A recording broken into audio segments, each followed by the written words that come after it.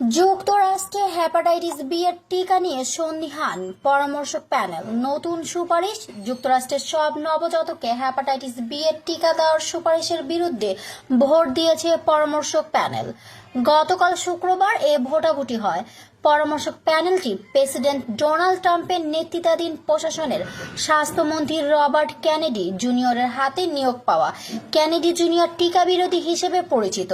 এর আগে যুক্তরাষ্ট্রের স্বাস্থ্য কর্তৃপক্ষের সুপারিশে বলা হয়েছিল, হেপাটাইটিস বি আক্রান্ত মায়ের গর্ভে জন্ম নেওয়া নবজাতক ছাড়া বাকি সব শিশুকে জন্মের পরপরই 3 ডোজ হেপাটাইটিস বি টিকার প্রথম ডোজ দিতে হবে।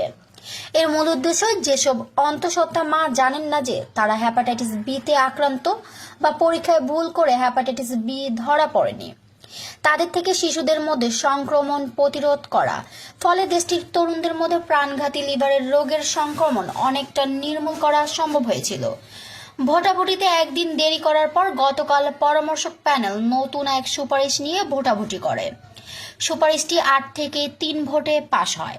সুপারিশ অনুযায়ী এখন থেকে মায়ের হেপাটাইটিস বি পরীক্ষা নেগেটিভ হলে শিশুর জন্য স্বাস্থ্য সেবাদাতার সঙ্গে পরামর্শ করে পৃথকভাবে সিদ্ধান্ত নেওয়া হবে।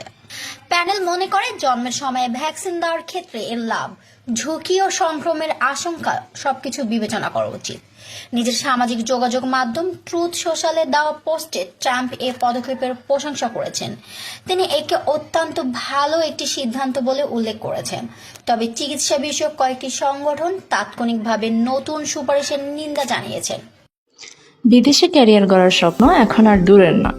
অস্ট্রেলিয়া, ডেনমার্ক এবং নিউজিল্যান্ডের জব ভিসায় কাজের সুযোগ আপনার অপেক্ষায়। 2025 সালে ডেনমার্ক সরকারের নতুন নীতিমালা জব ভিসা প্রক্রিয়াকে করেছে আরও সহজ এবং দ্রুত। এখানে কর্মসূচিতে রয়েছে হোটেল, রেস্টুরেন্ট, এগ্রিকালচার এবং প্যাকেজিং ফ্যাক্টরি। বেতন প্রতি মাসে 3 থেকে 3.5 লক্ষ টাকা। ওভারটাইম বেতনের 1.5 গুণ। সময় লাগবে 3 থেকে 4 মাস। সাথে থাকছে চুক্তি নবায়নের নিশ্চয়তা। তাহলে আর দেরি কেন? আজই যোগাযোগ করুন আমাদের অভিজ্ঞ টিমের সাথে। আপনার বিদেশে ক্যারিয়ার গড়ার যাত্রা শুরু হোক এখান থেকে।